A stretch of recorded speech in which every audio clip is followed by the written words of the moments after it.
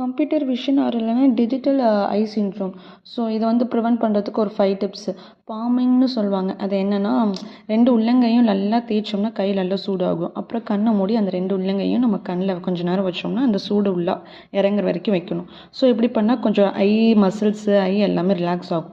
அப்புறம் அடிக்கடி கண்ணை சிமிட்டுறது, பிளிங்க் பண்ணிகிட்டே இருந்தால் கண்ணை சுற்றி உள்ள ஆயில் செக்ரேஷனு, ஆயில் கிளான்ஸ்லாம் வந்துட்டு கொஞ்சம் செக்ரேட் பண்ணும். ஸோ கண் எரிச்சல், கண் ட்ரைனஸ்ஸு வராது.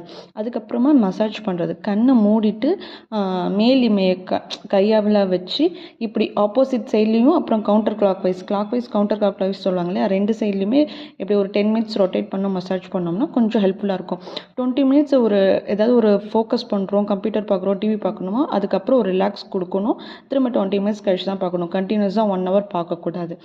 அதுக்கப்புறமேட்டுக்கா இதுக்கு வந்து ஒரு கிளாஸஸ் இருக்கே, கம்ப்யூட்டருக்கு வியர் கிளாஸஸ்னு, அது யூஸ் பண்ணிக்கலாம், ஃபோட்டோ ஃப்ரேமிக் கிளாஸஸ்.